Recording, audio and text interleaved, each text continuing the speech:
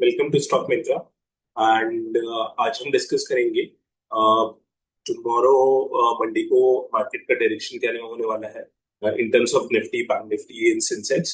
Also यहाँ से directional move क्या होने वाला है वो हम देखेंगे। चार्ट्स पे चार्ट क्या कह रहे हैं। Already three big giants HDFC bank, ICICI bank and Reliance के रिजल्ट्स आउट हो चुके हैं। तो मार्केट में जो मूव आना है वो किस तरह मूव ले सकता है रिजल्ट एनालिसिस के बेसिस पे भी, और हमारे चार्ट्स कैसे कह रहे हैं उनके बेसिस पे भी। तो हम देखते हैं अपना प्योर प्योर टेक्निकल चार्ट्स, हमारे चार्ट्स का कह रहे हैं। तो अंडरस्टैंड करते हैं, थोड़ा सा मंथली स्ट्रक्चर में आते हैं। मंथली में ये कंसोलिडेशन था ये काफी, बट मंथली पे क्या हुआ कि यहाँ से प्राइस वापस गई थी, उसके बाद एक ब्रेकआउट हुआ था, उसके पास प्राइस ऊपर की तरफ गई और वहां से एक सेलिंग होके आया था और एक सप्लाई जोन बना था। उस सप्लाई जोन को इस प्राइस ने जब यहाँ पे दोबारा एंट्री मिली थी, यहाँ से प्रॉपर्ली ऊपर ऊपर जाके प्राइस ने इस सप्लाई को ब्रेक कर दिया। और अब ब्रेक करने के बाद अगर हम देखेंगे तो यहाँ पे भी एक काइंड ऑफ अभी इसकी क्लोजिंग नहीं हुआ है, इस पूरा जो डिमांड का है क्लोजिंग नहीं हुआ है। बट क्या करते हैं हम इसको मार्क करते हैं। ठीक है, हम इसको मार्क करते हैं। ये एक रेंज है जो 24,700 के आसपास आती है। नीचे वाला जो रेंज है वो हम मार्क कर लेते हैं उसको, वो हमारा है 23,900। अब ये मंथली पे है, अभी इससे हम एनालिसिस करने वाले हैं। तो ये हमने एक एंट्री मार्क कर ली है, एक जोन मार्क कर ली है कि पॉसिबिलिटी है जब इधर प्राइस आएगा तो ये जो सेलिंग होती आ रही है हो सकता है ये रिवर्स हो यहाँ पे। अभी आके वीकली पे देखते हैं उसी स्ट्रक्चर को।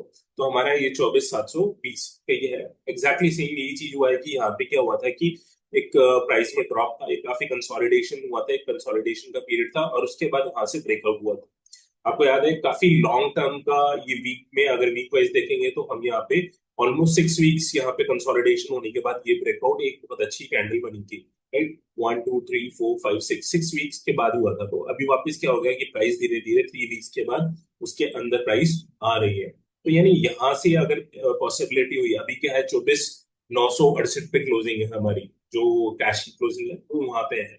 और पॉसिबिलिटी क्या है 24,720। तो ये एक पॉइंट है, यहाँ तक मार्केट नीचे भी जा सकता है। और ऊपर की साइड देखेंगे तो हम क्या देखेंगे, ये डेली के चार्ट पे आके, पर डेली के चार्ट पे ये कह रहा है कि हमें यहाँ पे दोनों की ईएमए का सपोर्ट भी है और एक यहाँ पे एक डिमांड भी बना है। तो पॉसिबिलिटी है अगर थोड़ा बहुत यहाँ से नीचे होके खुलता है, अगर कल मार्केट यहाँ नीचे खुलता है 24,720, अगर इससे नीचे प्राइस गया कल मार्केट में, अगर ओपनिंग होने के बाद, देखो रिजल्ट्स के बेसिस पे अभी क्या मूव देंगे, उन मूव के बेसिस पे ही हम आपको वर्क करना है। क्योंकि थ्री जाइंट्स है, तीनों जाइंट्स का जो रिजल्ट है किसी को पसंद आया होगा, किसी को नहीं आया होगा। तो उसके बेसिस पे इसका बाय और सेलिंग का होगा। तो एक मोमेंटम आएगा तो उसको हमें देखना है। हमें पहले ये नहीं देखना है हमें इनिशियली जाके किसी बायर या सेल सेल साइड पे ट्रेड करना है, हमें वेट करना है प्रॉपर्टी। पॉसिबिलिटी है यहाँ से मार्केट रिवर्स होना चाहिए इस जोन में आके यहाँ पे। But no one knows about like how exactly the market will be eight.